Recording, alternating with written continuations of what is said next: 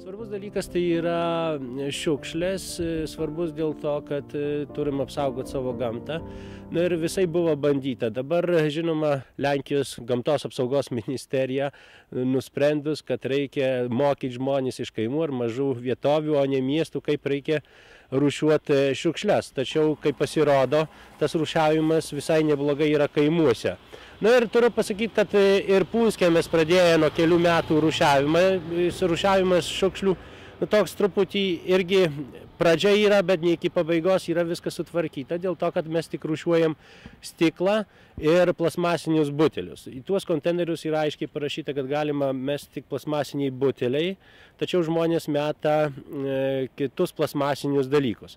Bet tiesą pasakius, plasmasė visa turi būti rūšiuojama, ne tik buteliai. Bet Lenkijoje nėra įspręsta gerai sistema, dėl to, kad ir ne tik krizės, kaip sako metais, bet visą laiką neapsimoka niekam supirkti ar paimti rūšiuotas atliekas. Vienu žodžiu, ypač dėl plasmasės yra didelės problemos. Dėl to tik tais superka arba paima plasmasinius butelius.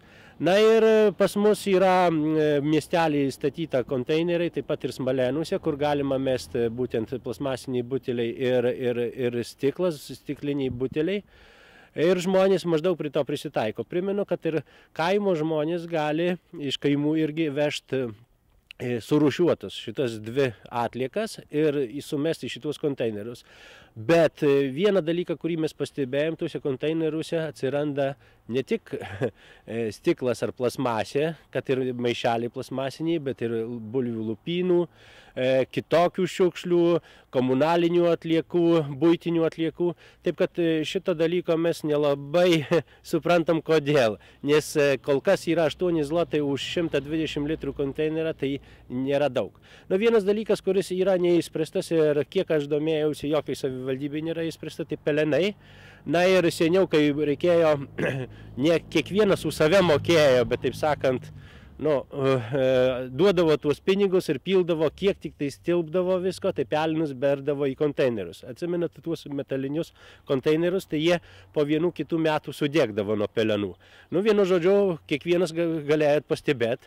Ir dabar jau, kai yra plasmasiniai pas kiekvieną konteineriukai maži, tai nepila niekas pelenų. Na ir kaip su pelenais elgtis? Niekur nėra nustatyti ir man sunku patart, kaip yra daryti. Vienas dalykas, kurį aš kaip iš patirties galiu pasakyti, tai vienoje vietoje kaupiama yra ir jeigu vinių nėra, tai pas kiekvieną ūkininką ant keliuko galima išberti. Reiškia, pas brolį ar pas dėdę ar pas tėvą galima, nėra tai ekologiškas dalykas, turiu pripažinti, bet labai gerai sugeria vandenį ir toj vietoje yra ilgą laiką, dar sumaišyta su smėliu, ilgą laiką gana sausa. Tai aš tik tais tokią iš patirties galiu pasakyti, nes tikrai Lenkijoje, kiek aš girdėjau, nėra įspręsta dėl to, kad dideliuose miestuose yra rūšiavimas, yra ir buitinės atliekos surenkamos, bet su pelenų problema niekas nesusitinka dėl to, kad yra centrinis miesto šildymas dažniausiai. O kaimuose šitų dalykų yra neįspręsta. Aišku, ūkininkui lengviau tai padaryti, nes ūkininkas tai daro ir bera ten, kur savo šlapioj vietoj.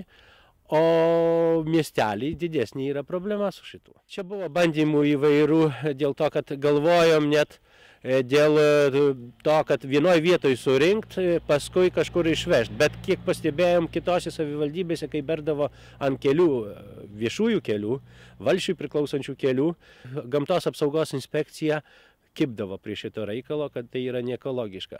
Ir sunku kas patart. Kol kas šita sistema, kuri yra priimta pas mus ir rūšiavimo, ir iš viso šiukšlių išvežimas, kur Seinų komunalinis ūkis išvežia, per 2 metus kažkaip žmonės susitvarko su šituo. Tai man atrodo, kad tai bus. Mes laukiam, vienu žodžiu, kitų dalykų, didesnių problemų. Tai būtent problema tokia, kad mūsų šitie maži sąvartynai jau negalės priimdinėti buitinių atliekų. Tai čia prasidės bėda ir bijom vieno dalyko svarbiausio, kad kuo toliau veš mėšlus, tai tuo bus brangiau žmogui reikės mokėti. Tai šičia yra pagrindinė bėda dėl to, kad yra priimta Lenkijos nacionalinė programa dėl atliekų, taip pat ir vaivadijos, kuri numato, kad negali būti mažesnis sąvartynas kaip 150 000 gyventojų.